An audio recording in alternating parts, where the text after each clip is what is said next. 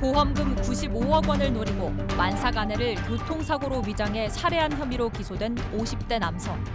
1심 무죄, 2심 무기징역을 오갔던 이번 사건의 최종 판결이 오늘 나옵니다. 대법원 파기환송이라는 반전을 거듭한 법원의 최종 판단을 들여다봅니다. 네, 1심 무죄, 2심 무기징역. 이 사이를 오간 이른바 캄보디아 만삭 아내 사망 사건이 파기환송심에서 금고 2년을 최종 선고받았습니다.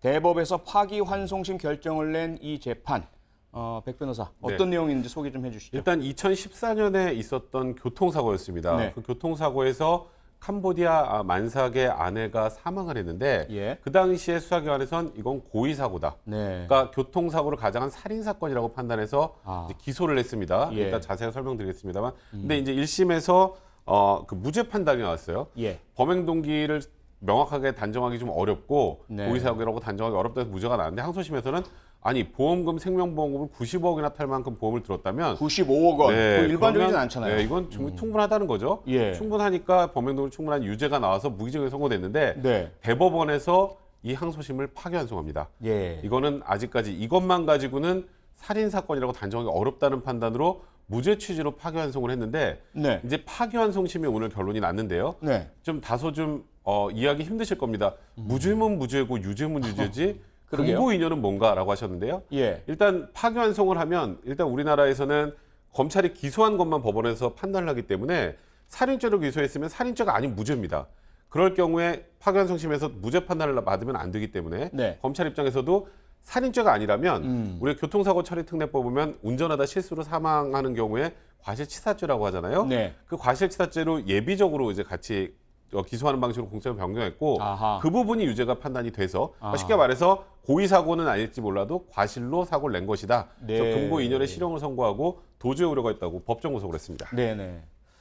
네, 이번 사건의 논란은 무엇보다도 50대 이 씨가 아내를 살해하려는 목적으로 교통사고를 고의로 냈느냐 하는 것이었는데요. 박정호 기자, 네. 그 어떻게 판단이 내려진 겁니까?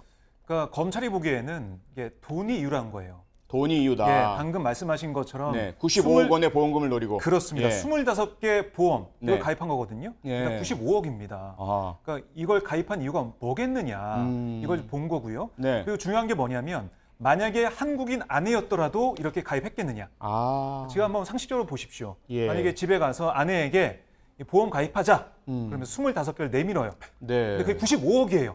아내가 어떤 생각할까요? 그럼 매달 내야 할 보험료도 엄청나게 그렇습니다. 클 텐데요. 예. 그러니까 아내 입장에서는 이렇게 많은 걸 왜 들어 이렇게 바로 얘기하죠. 그러니까 캄보디아 아내였기 때문에 이게 가능했고 이걸 노리고 이 씨가 보험금을 노리고 이렇게 고의로 사고를 냈다라고 검찰은 보고 있는 겁니다. 네.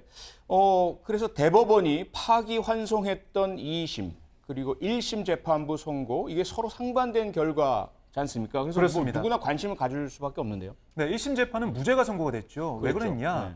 그러니까 이게 범행 가능성을 부인하기 어렵지만 네. 이 범행 동기가 부족하다. 그러니까 간접 증거만으로 범행을 증명할 수 없다라고 주장을 한 거예요. 네. 판단한 거고요. 아하. 반면에 2심 재판부는 무기징역 선고했는데 네. 왜 그랬냐? 사고 2달 전에 30억 가량의 보험금을 가입했다. 2달 전에. 그렇습니다. 예, 그리고 사고가 난 다음에 아내의 화장을 서둘렀다. 아. 이 점도 지적을 했고요. 예, 예. 그리고 병원 입원 중에 이 씨가 휴대폰으로 고속도로 사고를 검색했다. 네. 이런 간접 증거가 원인이 돼서 이걸 근거로 무기징역을 선고한 겁니다. 네. 그런데 백 변호사 좀 전에 네. 소개를 해 주셨지만 최종적으로 법원은 파기환송심에서 살인죄가 아니고요. 네. 교통사고 처리 특례법상 과실치사죄를 들어서 네. 금고 2년형을 선고했지 않습니까? 좀 의미를 간략하게 소개해 주시죠. 일단은 대법원에서 파기환송을 하면 네. 파기환송심에서 다른 판단을 할 수는 있습니다만 예. 대부분 대법원의 결정을 따라서 갑니다. 네. 그러면 원래 공소사실은 살인죄잖아요. 그러면 네. 파기환송심에서도 무죄가 나왔을 가능성이 굉장히 높았는데 예. 검찰 입장에서는 사실 검찰은 지금 살인이라고 생각을 하고 있습니다만 파기환송으로 결론 나서 무죄로 석방하는 건 도저히 맞지 않다고 판단해서 네. 말씀하셨던 것처럼 우리가 교통사고를 내서 누군가를 실수로 사망하게 하면 네. 교통사고 처리특례법상 치사죄가 되거든요. 예, 그러니까 예. 최소한 살인죄가 아니라면 이게 되는지를 판단해달라고 해서 공장을 변경을 했고 네. 이 파기환송시 재판부에서도 그걸 따라서 이건 실수, 그러니까 최소한 실수 있는 것은 맞다라고 판단해서 이제 금고 2년을 선고하게 된 건데 네. 아이러니한 건 보험금 95억 원 때문에 생긴 사고인데요. 예. 이 사고로 보험금 지급이 늦어졌죠. 아하. 그래서 지연이자를 포함해서 이제는 보험금이 100억 원을 넘습니다. 아, 지연이자 5억 원을 네, 포함해서. 맞습니다. 네. 네, 이번 사건 결국 재판부는 남편인 이 씨에게 금고 2년형을 내렸습니다.